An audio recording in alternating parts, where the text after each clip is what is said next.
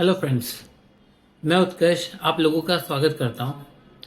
आज पहले स्टार्ट करने से पहले मैं आप लोगों से माफ़ी मांगता हूं कि मैं बहुत दिन बाद ये वीडियो बना रहा हूं, बट कुछ एक इंटरेस्टिंग टॉपिक मिला है इसलिए मैं ये वाला वीडियो बना रहा हूं आप लोगों के लिए। अभी हमें लगता है ना कि बहुत जन बोलते हैं कि एफडी अच्छी है, बहुत जन बोलते हैं म्यूचुअल फंड अच्छा है, पर एक्चुअली अच्छा क्या है, ये क्या डेफिनेशन होता है अच्छा बुरा का। तो इसको लेके मैंने एक बहुत इंटरेस्टिंग स्टोरी सुनी है जिसके ऊपर मैं ये वीडियो बनाना चाहता हूँ। अब कुछ बोलते हैं कि मुझे पैसे एफडी में ही रखने हैं और कुछ होते हैं जो बोलते हैं मुझे पैसे म्यूचुअल फंड में ही रखने हैं। क्या सही है क्या गलत? तो आंसर है कुछ भी सही कुछ भी गलत नहीं है। हमारे लाइफ में ये दोनों ही एसेट क्लास होने बहुत ज़रूरी है। इक्विटी जो हमें वेल्थ बनाएगी, म्यूचुअल फंड जो हमें वेल्थ बनाएंगे, और एफडी जो हमारे प्रोटेक्शन मनी है, जो भी हमें इमरजेंसी आ जाएगी तब ये पैसे काम आते हैं हमारे लिए। तो हमारे पास दोनों ही होना जरूरी है। बट आप कुछ इंडिविजुअल्स को देखोगे जिनके पास या तो सिर्फ म्यूचुअल फंड है या फिर सिर्फ एफडी है। तो ऐसा क्यों होता है? तो इसके लिए बहुत बेहतरीन स्टोरी मैंने सुनी थी, जहाँ पे स्टोरी कुछ इस तरीके से है कि एक गांव में एक व्यापारी था जिसका काम था कि वो अपने सिर पे एक टोपी पहनता था और उसके ऊपर एक टोकरी रख के चलता था, जिस टोकरी के अंदर वो बहुत सारी टोपी रख के बेचता था। उसका पूरा दिन काम था कि गांव में टोपी बेचेगा, दोपहर में एक पेड़ के नीचे आके आराम करेगा और शाम को वो वापस टोकरी टोकरी सर पे रख के टोपियां बेचेगा और घर चला जाए। ऐसी ही एक दोपहर वो एक पेड़ के नीचे आके आराम करता है। तो जब वो आराम करता है पेड़ के नीचे आके तो उसकी आंख लग जाती है।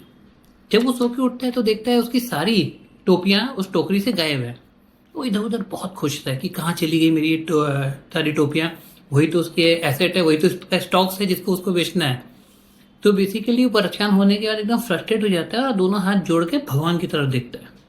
जैसे ही वो सिर ऊपर करता है देखता है कि पेड़ में बहुत सारे बंदर बैठे हुए हैं और हर बंदर उसकी एक न एक टोपी पहने बैठा हुआ है। तो अब वो आ जाता है, उसको बहुत तेज गुस्सा। वो पत्थर उठाता है, पेड़ पे मारता है बंदरों को कि दे मेरी टोपी दे। उनसे मांगता है, पेड़ हिलाता है, सब कुछ कर लेता है। यहाँ तक कि वो हाथ जोड़ के उन लोगों के सामने भीख भी मांग लेता है कि मेरी टोपी मुझे दे दो, यही मेरा रोजी रोटी का सवाल है। बट वो कुछ भी नहीं सुनते बंदर, सब उसको देख के हंसते हैं। लास्ट में वो फ्रस्ट्रेट होकर क्या करता है कि वो अपनी टोपी को जो उसने पहनी थी उसको गुस्से में उतार के जमीन में पटक देता है हार मान के। जैसे ही उसने ये किया बाकी सारे बंदर भी अपनी अपनी टोपियां उठा के जमीन में फेंक देते हैं, जो कि बेसिकली उसको कॉपी किया उन्होंने, बंदरों ने। जैसे ही सारी टोपी नीचे आई, टोपी वाला अपनी सारी टोपियां उठाता है, बटोरता है, टोकरी में डालता है और घर चला जाता है।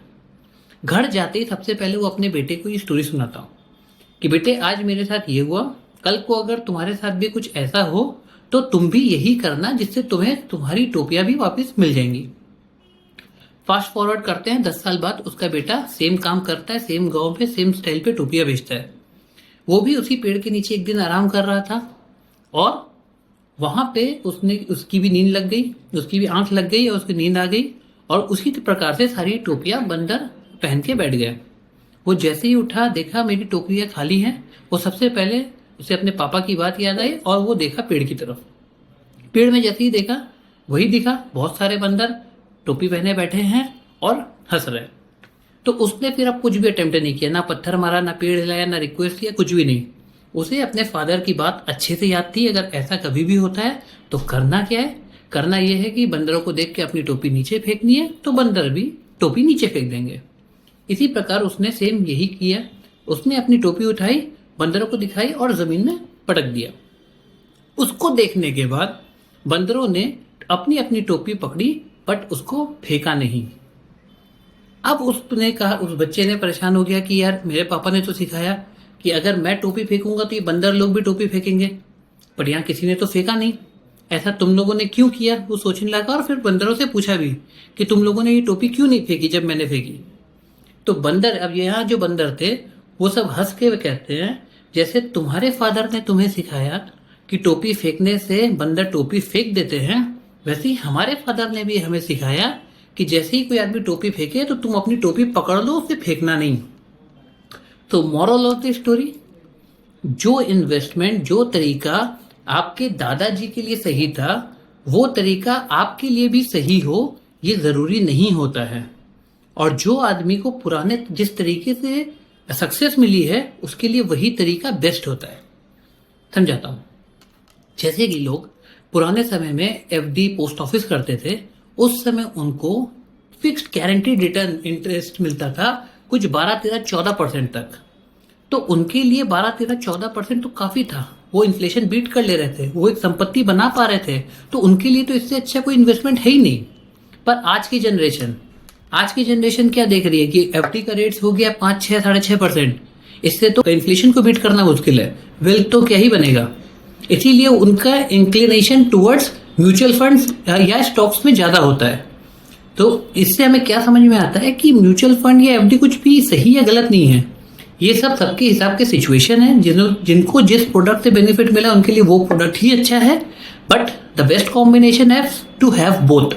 एफडी तो उतनी होनी चाहिए जितनी आपकी इमरजेंसी फंड के लिए, आपकी ज़रूरत के लिए काफ़ी है।